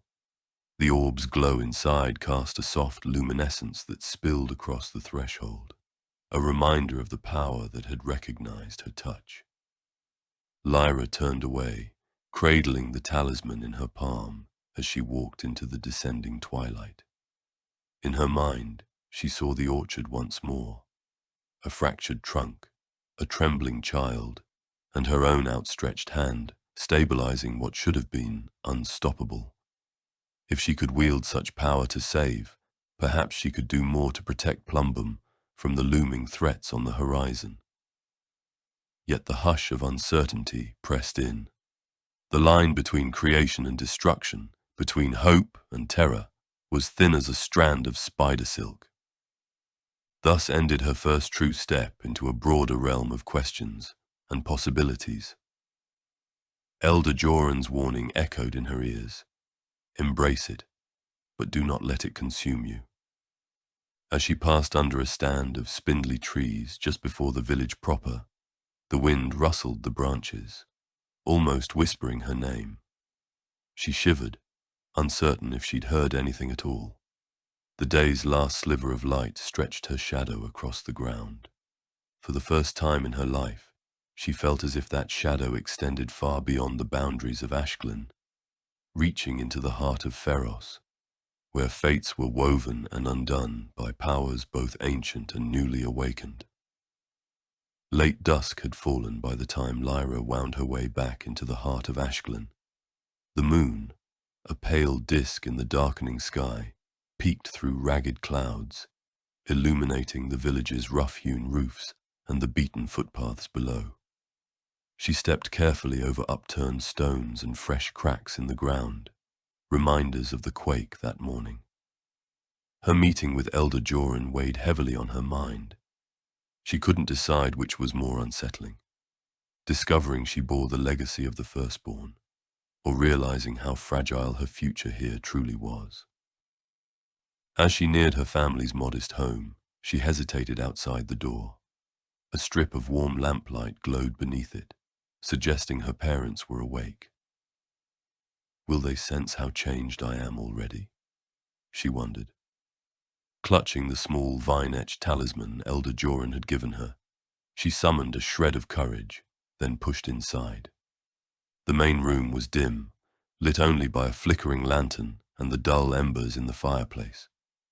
Her father, Garin, hunched over the kitchen table, sorting a jumble of metal brackets and half-bent nails. Her mother, Marisol, stood at the hearth, stirring a pot that hissed and bubbled softly. Both looked up in unison as Lyra entered. "You're back," her mother said in a relieved tone, though her brow remained furrowed. "We've been waiting." "Where were you?" Garin asked, pushing aside the hardware on the table. His voice carried more weariness than accusation, but a spark of concern shone in his eyes. Lyra shut the door behind her. "I needed some fresh air," she replied, the same half-truth she'd told herself on the way over. Her mind flitted to Elder Joran's orb. Better they don't know yet, she thought. Not until I can figure out what to do with this knowledge. Marisol set down the spoon, crossing her arms. "This day's been full of surprises already. First the quake, then rumors about the orchard. We weren't sure if you were caught up in more trouble." Lyra swallowed, unsettled by how easily her parents' concerns found their target. "I'm fine," she managed. "I just needed time to think." Her father gestured to a wooden chair. "Well, sit. You must be hungry." She slipped off her lightweight jacket and took a seat. A subtle tension simmered in the room. Over the clink of a ladle against the pot, she could feel both parents weighing whether to press her for answers. Marisol ladled out a simple stew, earthy root vegetables and a few greens, into a clay bowl, placing it in front of Lyra. The smell was comforting, reminiscent of home and simpler times. Yet she couldn't ignore the swirl of deeper anxieties. They deserved the truth eventually, she reminded herself. But how would she begin to explain powers that defied the very bedrock of Plumbum's no-nonsense culture. She sipped the stew in silence, aware of Garen's gaze. After a moment, he cleared his throat. That orchard incident. It's got folks talking, he began carefully. Karina swears Joran almost got himself crushed. Then somehow the tree didn't fall. Some say you saved him. Lyra's spoon froze midway to her mouth. He's not accusing me exactly, but... She set it down with deliberate calm. I tried to help. Marisol moved to sit opposite her, worry etched in every line of her face. Help how exactly? People are saying you held it up, that you did something unusual. A wave of dread prickled Lyra's skin. The question had arrived sooner than she hoped. She remembered Elder Joran's advice. Keep your power hidden until you understand it better. But these were her parents. She could sense their fear, and lying outright felt cruel. I guess I was in the right place at the right time, she said softly, evading a direct answer. Garen rubbed his chin. If that's true, then you're lucky, or maybe more than that. His tone didn't accuse, but carried a hint of wonder. I'm not complaining. Joran's a good lad. We're all glad you were there. But you know how superstitious some villagers can be. Marisol reached across the table, placing her hand over Lyra's. We just want you safe, she said. Whatever happened, be careful. If rumors escalate... She didn't finish the thought, but Lyra knew what lay unspoken. In Plumbum, dangerous unknowns were often dealt with harshly, sometimes through exile, sometimes through less formal shunning. Lyra squeezed her mother's hand. I understand. I'll keep my head down. Her heart twisted at how incomplete her promise was. She wanted to reassure them more fully, but no words came. Later, after finishing the meal in tense quiet and helping tidy the kitchen, Lyra excused herself to her small bedroom. Her parents watched her go, their concern evident but not voiced. They're giving me space, she realized, though that space felt more like a chasm of half-truths. Her room was a cramped space at the back of the house, lit by a single shuttered window. She closed the door, letting out a shaky sigh.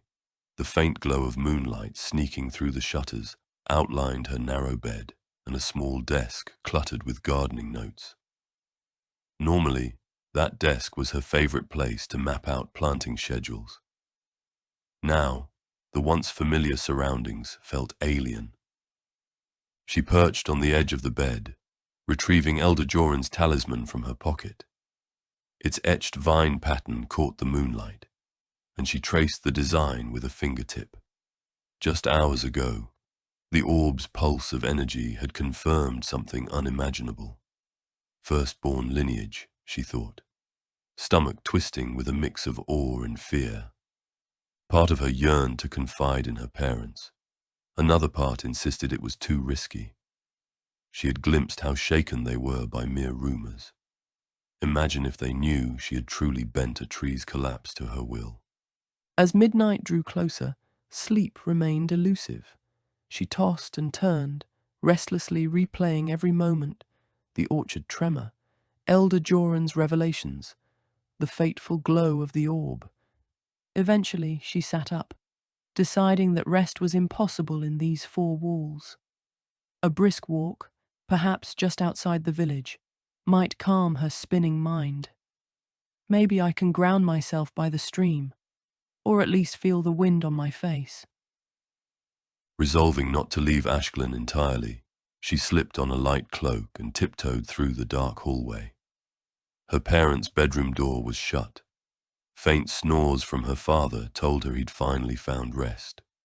She eased out the front door, closing it gently so as not to rouse suspicion. Starlight glimmered faintly overhead, and the moon cast an eerie glow on the village paths. The lead-lined rooftops and fences shimmered with a dull sheen, giving Ashglen a haunted quality. Even the air felt different at night, cooler, carrying the subdued hum of magnetic currents that always thrummed beneath the kingdom's soil. Lyra moved quietly past neighbors' houses, feeling oddly like an intruder in her own home. Occasional scuffs of her boot on the dirt path were the only sounds, besides the soft sigh of wind. Everyone's asleep, she thought, or at least behind closed doors. Yet her pulse refused to slow, as though the land's tension bristled under every footstep. She reached the village's outskirts, where a modest barrier of stacked rocks marked the boundary between cultivated land and the wilder fringe. Beyond lay a sparse field leading to a winding stream. The quake's upheaval was evident. Jagged cracks marred the terrain, small loose stones and lumps of earth scattered about. She stepped carefully to avoid twisting an ankle. As she made her way downhill, aiming for the murmur of the stream, a faint sound caught her attention. A rustle, then a soft, pained yelp. Startled, she froze, scanning the darkness. Could be an animal, she reasoned, though her heart thudded heavily. If it was a wounded villager, she was duty-bound to help. Quietly, she followed the noise, which led her around a cluster of ragged bushes. There, in a shallow depression, she glimpsed a figure hunched on the ground. Rosin, a friend from her childhood, and one of the orchard keepers, knelt clutching his left arm. "Rosin," Lyra whispered, stepping closer. He started, eyes widening. In the moon's glow, she could see his face was contorted with pain, sweat beading on his brow. "Lyra," he rasped. I thought everyone would be asleep." "What happened?" she asked, sinking to her knees beside him. He gestured to the uneven ground. "I left the orchard late, checking if the quake caused more damage, slipped into this hole. My arm, I think it's sprained. Or worse." Lyra's heart tightened with sympathy. A single misstep on the quake-riddled terrain could do real harm. She rummaged in her cloak's pockets, but she hadn't brought her usual satchel of herbal supplies. "Hold still," she murmured, slipping a hand under his forearm. "Let's see if we can wrap it somehow." Rosin winced as she carefully ran her hands over his arm.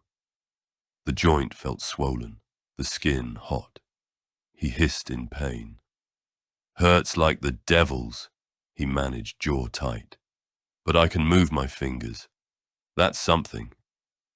Under normal circumstances, Lyra would rummage for a bandage, sling, or at least some cloth. But here, in the open under the moon, she had none. As she pressed gently on his wrist, her mind flicked to her hidden power. She recalled how it had responded so viscerally to protect young Joran. Could it help now? The question alone caused a tremor of fear. What if it surged uncontrollably? Still, compassion overrode her caution. She placed her free hand on his upper forearm. "Stay still," she whispered. "Let me try something." He frowned, confusion mingling with pain.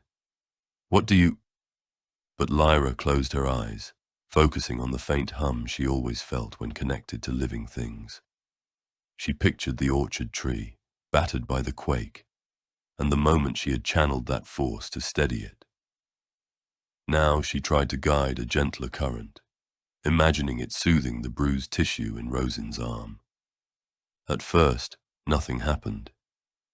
Then, a mild tingle sparked in her palm, like distant static. She willed it to flow carefully, not in a rush. The last thing she wanted was to cause more pain. Her breath slowed as she concentrated. She felt a subtle warmth spread beneath her fingertips, a faint echo of the orchard's power. Rosin sucked in a breath. "What? That feels—" She opened her eyes. A faint glow, barely perceptible in the moonlight, limned her fingers. She stifled a gasp. The power was responding, though nowhere near as fiercely as it had earlier that day. She felt neither the need to strain nor a huge adrenaline spike. It was more like a gentle current coursing between them. For a moment, Lyra worried she'd do something wrong, accidentally break bone or intensify swelling. Instead, the warmth seemed to dissipate the tension in Rosin's arm. His labored breathing eased, and he flexed his fingers more comfortably. He regarded her with startled eyes. That's not normal, is it? She bit her lip. It's something I've discovered I can do. Carefully, she lifted her hands away. She doubted she'd truly healed him completely, but it looked as though the swelling had at least halted. This power may not be just about preventing destruction, she realized. Maybe it can mend too. Rosin stared, a swirl of wonder and caution crossing his face. So the orchard rumors. They're true, aren't they? Lyra's pulse throbbed in her ears. The last thing she wanted was to rope a friend into her secret. But now, there was no denying what he'd just witnessed. Please don't speak of this, she whispered, voice trembling. I'm not sure what it means yet. He rubbed his now less throbbing arm, still visibly rattled. I won't breathe a word, I promise. Then he caught her gaze, voice gentling. You saved me from stumbling back to the village in agony. I owe you. But are you okay? Whatever that was looked intense. She sighed, a weak laugh escaping. I'm fine, just worried. People are already suspicious. If they knew. Rosin nodded, eyes flicking to the ground as if searching for the right words. This place can be cruel to anything out of the ordinary. I'll keep my mouth shut, truly. Thank you. He shifted his arm with a small grimace. Still hurts, but not like before. Together they managed to get him standing. He leaned slightly on her as they navigated back toward the main road. Lyra's mind spun, wondering how many times she might risk using her abilities if it meant helping someone in need, and how each act threatened to expose her. They reached the fringes of the village, where dim lanterns dotted a few doorsteps. Rosin insisted he could make it the rest of the way on his own. His orchard was on the opposite side of Ashglen, near a cluster of small cabins. Go home, he urged. Your parents must be worried. And thank you again, Lyra. She nodded, letting her hand fall from his shoulder. Take it easy with that arm, she cautioned softly. I only did. Well, I'm not a trained healer. He managed a smile that didn't quite conceal his lingering astonishment. I'll be careful. Then, with a brief glance over his shoulder, he hobbled off into the shadows. Lyra stood there, watching until he disappeared into the labyrinth of houses. The night felt still around her, yet her heart thundered in her chest. For all she knew, she'd just risked letting her secret slip. Rosin had promised silence, but if he slipped or let a hint escape. Shaking off the dread, she turned to head home. In the gloom, a single star caught her eye overhead, shining brighter than the rest. Am I reading omens now? She wondered with a touch of wry humor. Maybe she was searching for any reassurance that her path wasn't doomed. She slipped back into her house, the door's quiet creak the only announcement of her return. The interior was dark. Her parents must have gone to bed. She navigated by memory to her bedroom, heart hammering with the weight of the evening's events. Unlike before, she felt an undercurrent of possibility threading through her fears. The orchard incident had been fraught with panic, an uncontrolled burst of her power. But tonight, using it in a calmer way had felt almost natural, even if terrifying. Perhaps there was more nuance to this gift than she realized. Yawning, she lay on her bed in the faint moonlight, mind racing.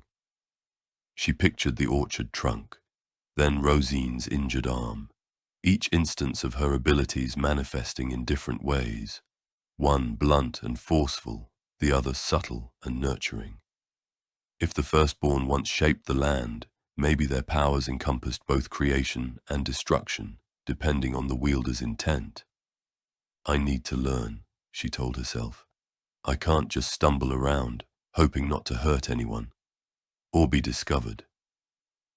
The idea of travelling beyond Plumbum stirred again in her mind. Elder Joran's mention of distant libraries or enclaves where knowledge of the Firstborn might still exist tugged at her. But the thought of leaving her family and everything she knew made her stomach clench. Eventually, exhaustion claimed her. She drifted off into fitful dreams, visions of swirling earth, luminous orbs, and vines growing out of cracks in the ground. In each dream, she felt the land's pulse beckoning, urging her to walk a precarious line between hope and ruin. When dawn broke, Lyra awoke to the murmur of voices beyond her bedroom door. She sat up groggily, ears straining. Her parents were already in conversation, their tones muted but urgent. She caught scattered words: tremor, repairs, orchard, and her own name. Tugging on her usual gardening clothes, she crept to the door and opened it. Garen and Marisol stood near the hearth, each holding a cup of weak tea. They paused when she appeared, the conversation cutting short. "Good morning," she ventured, voice scratchy with leftover fatigue. Marisol managed a small, worried smile. "Morning. We were just discussing how the village council might convene soon. People are still on edge about the quake. They're thinking of calling a formal meeting, maybe setting up defenses or rules if more tremors come." Garen snorted softly. "We both know what that means. Plenty of rumor-mongering and scapegoating. Thomas, that miner with the big mouth, has been stirring the pot. He seems fixated on the orchard incident." Lyra's gut twisted. That name again. Thomas's suspicious gaze from the village square flashed through her mind. She forced a neutral expression. "And what does the council want with me?" Garen hesitated. "We don't know if they'll summon you or not, but talk is definitely swirling. We just want you to be prepared in case someone corners you with questions." Marisol reached out, clasping Lyra's hand. "Remember, child, you've done nothing wrong. You are helping someone in danger. No one has the right to fault you for that. But fear makes people irrational." Lyra nodded, trying to hold on to her mother's support. Inside, she felt that storm of anxiety swirl. If the council did question her, would she be able to deny or deflect? The orchard memory was so vivid. The trembling trunk, the surge of that intangible force. After breakfast, a meager meal of dried fruit and bread, Lyra stepped outside to tend her small garden. The morning air was crisp, tinted by the ever-present metallic tang unique to Plumbum. She pushed aside her worries, focusing on the rows of blossoming plants she'd nurtured so diligently.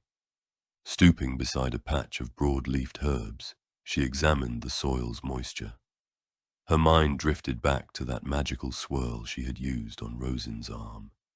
Could she channel a similar gentleness to help these plants grow faster, stronger, or was that courting danger? Even here, in the sanctuary of her garden, suspicion gnawed at her. She ran her hand over the leaves.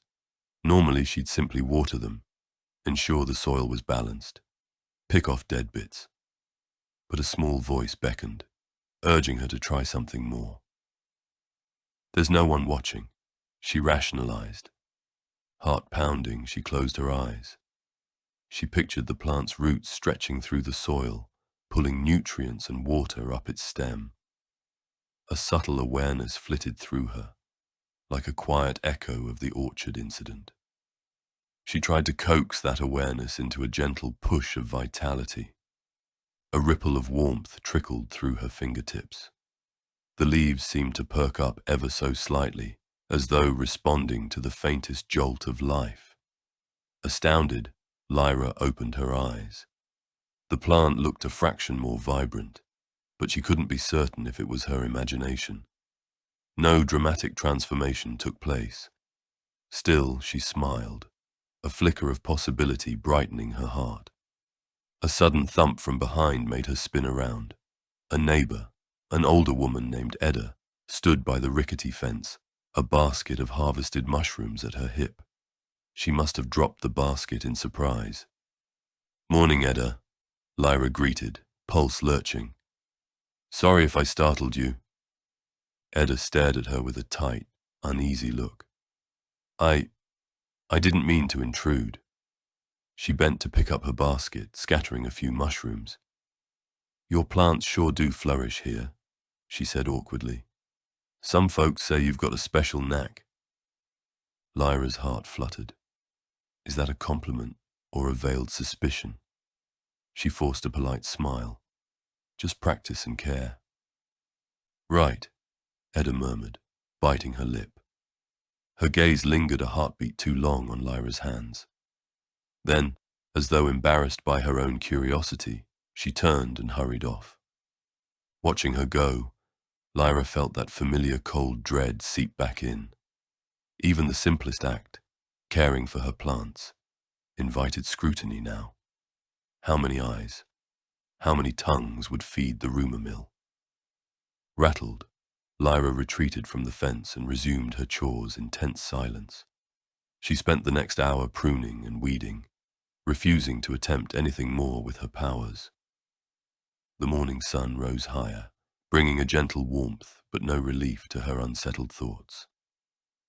At last, she set aside her gardening tools, wiped her brow, and gazed at the path leading out of Ashglen.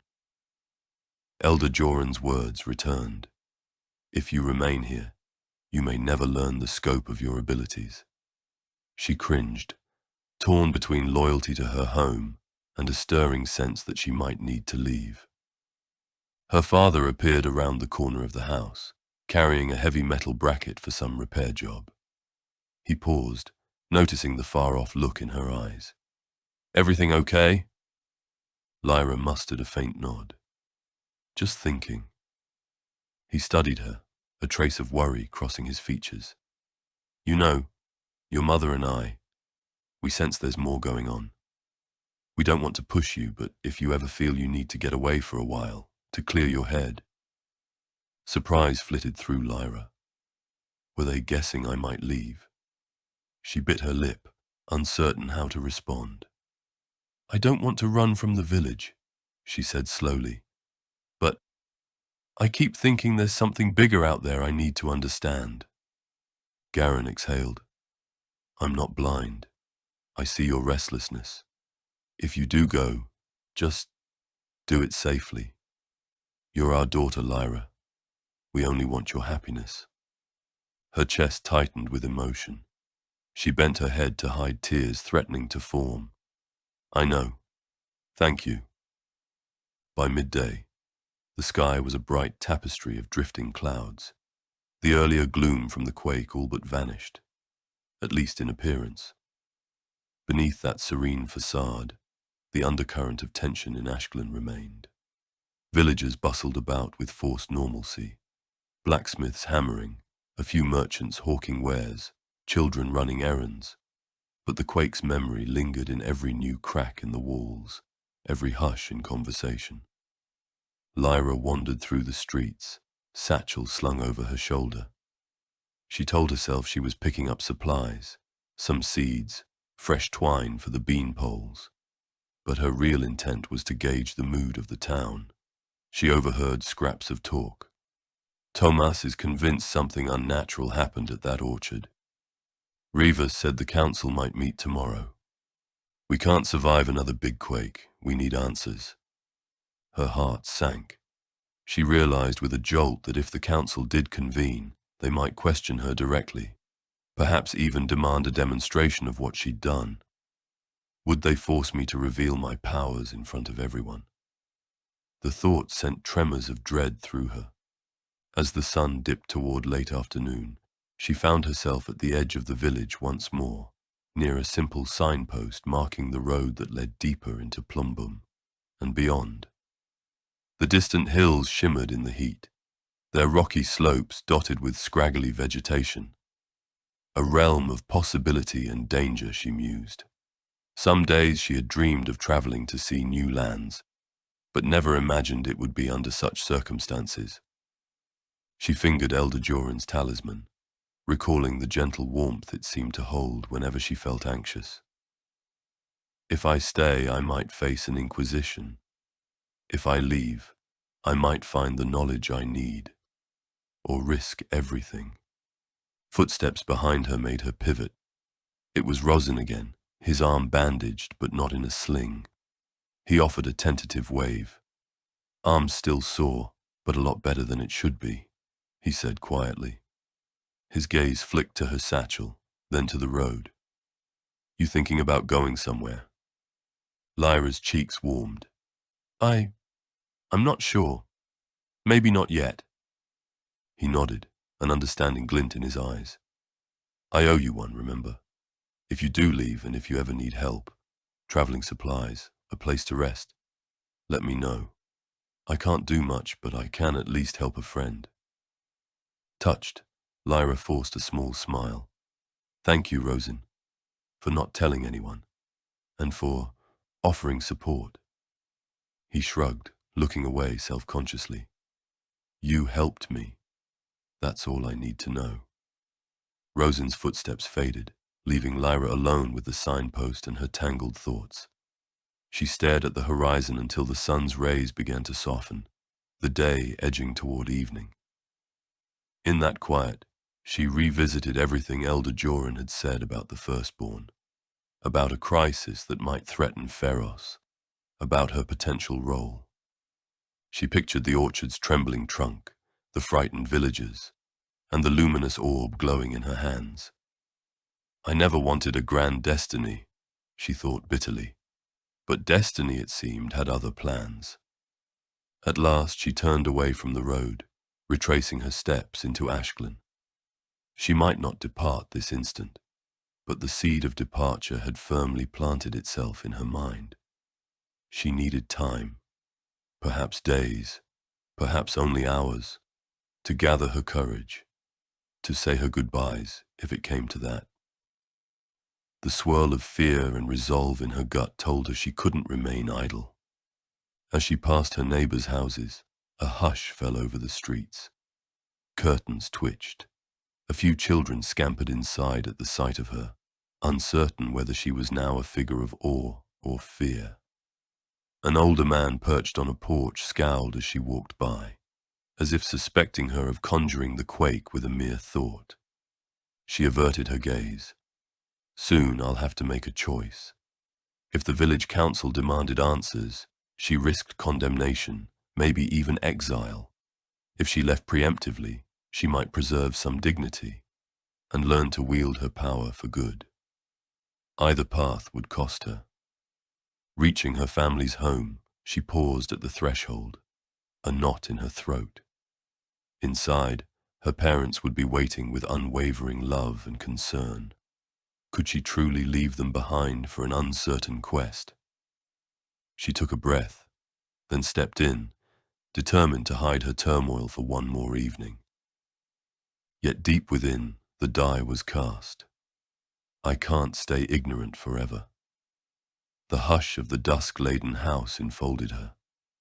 The floor creaked gently under her boots, echoing the unsettled tension in her soul.